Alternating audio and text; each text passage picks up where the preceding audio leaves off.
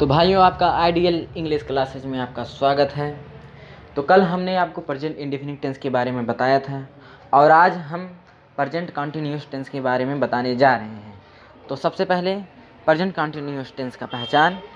इस टेंस के वाक्यों के अंत में रहा है, रही है, रहे हैं, खड़ा है, पड़ा है, बैठा है, लेटा है आदि शब्द आते हैं तथा कार्य का जारी रहना पाया जाता है। जैसे मैं बैठा हूँ, इसमें बैठा है, इससे पता चल जा रहा है कि ये प्रेजेंट कंटिन्यूअस टेंस है। लेकिन इससे यह भी पता चल रहा है कि मैं बैठा हूँ, मैं मतलब कि मैं इस समय भी बैठा हूँ। जैसे लग रहा है कि मतलब कार्य जारी है। जैसे मैं खा रहा हूँ, मतलब कि कार्य जारी है, मैं खा ही रहा हूँ और मैं आपको बता भी रहा हूँ। तो ये हो गया पहचान। और सहायक क्रिया मतलब कि helping verb is am are है। हेल्पिंग वर्ब क्या है? इज एम आर है। और इसका नियम क्या है? प्रेजेंट कंटिन्यूअस टेंस का नियम है ही सी इट नेम तथा एक वचन कर्ता के साथ इज, मतलब ही सी इट और नेम चाहे किसी भी का नाम हो उसके साथ इज लगेगा। आई के साथ हमेशा एम लगेगा। जैसे मैं आ गया कहीं भी, उसके साथ आई रहेगा और उसके साथ हेल्पिंग वर्ब के रूप में एम का प्रयोग हमेशा होगा।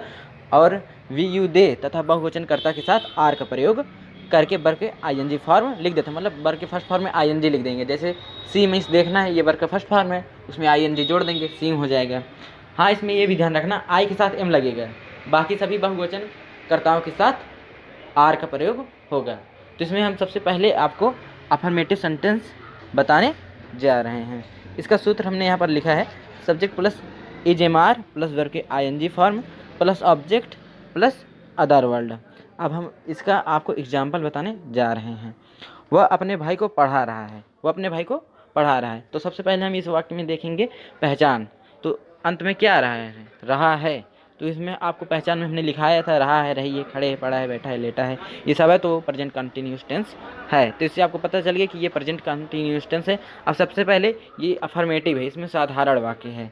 तो इसमें सब्जेक्ट क्या है? वह का इंग्लिश हो गया ही एक वचन है तो इसकी हेल्पिंग वर्ब होगी इज, ही इज। फिर पढ़ाना वर्ब, इसमें हमने आपको सूत्र में लिखाया था वर्ब का आईएनजी फॉर्म में। तो पढ़ाना का होता है टीच, उसमें आईएनजी लगा देंगे तो हो जाएगा टीचिंग। तो अपने भाई की इंग्लिश क्या होता है? His brother. तो he is teaching his brother. और दूसरा उदाहरण क्या है? वे धूप में खड़े हैं। तो वे यहाँ पर सब्जेक्ट है, वे का इंग्लिश क्या होगा? दे। और ये बहुवचन है तो यहाँ इसका helping verb are, they are. फिर खड़े होना क्या होता है? स्टैंड। और आईएनजी फॉर्म लगा देंगे तो स्टैंडिंग हो गया। दे आर स्टैंडिंग धूप में का इंग्लिश होगा इन द सनशाइन या सन। मैं कार चला रहा हूँ, मैं कार चला रहा हूँ। तो मैं इसमें क्या है? सब्जेक्ट है तो इसका इंग्लिश क्या होगा? आई।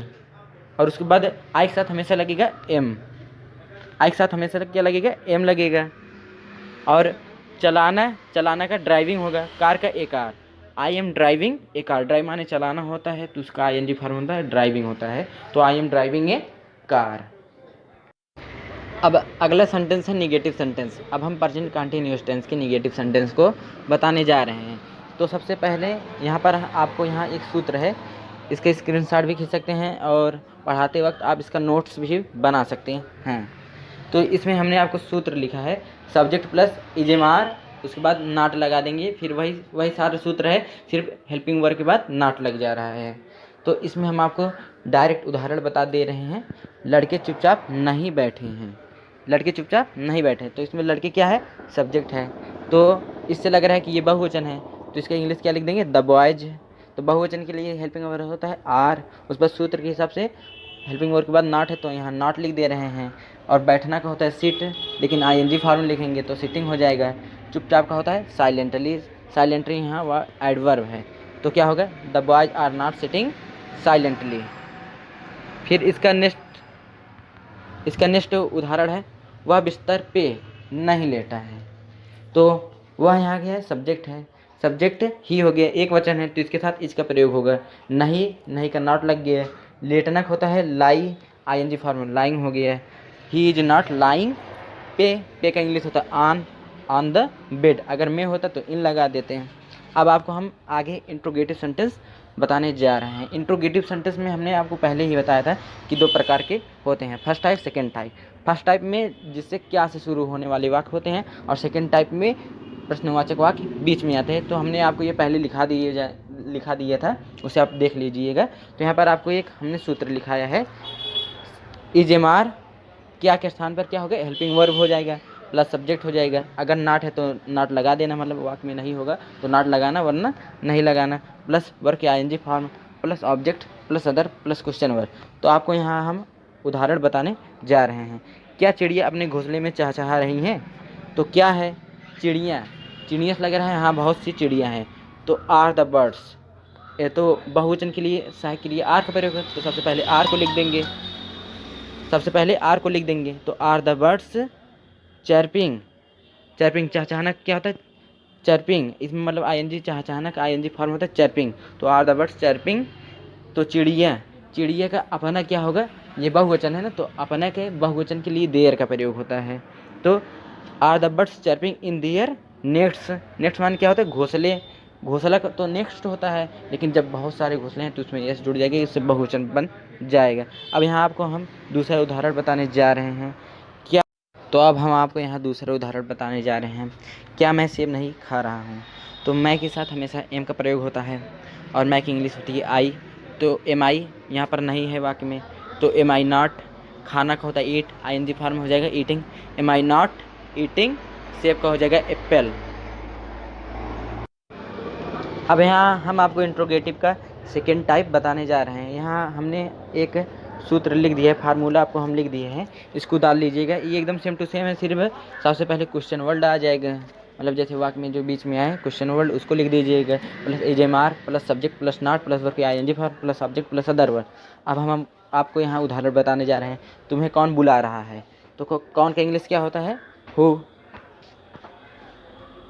यहाँ पर कौन क्या है, प्रश्नवाचक वाक्य है, तो कौन का इंग्लिश क्या होगा, हु होगा।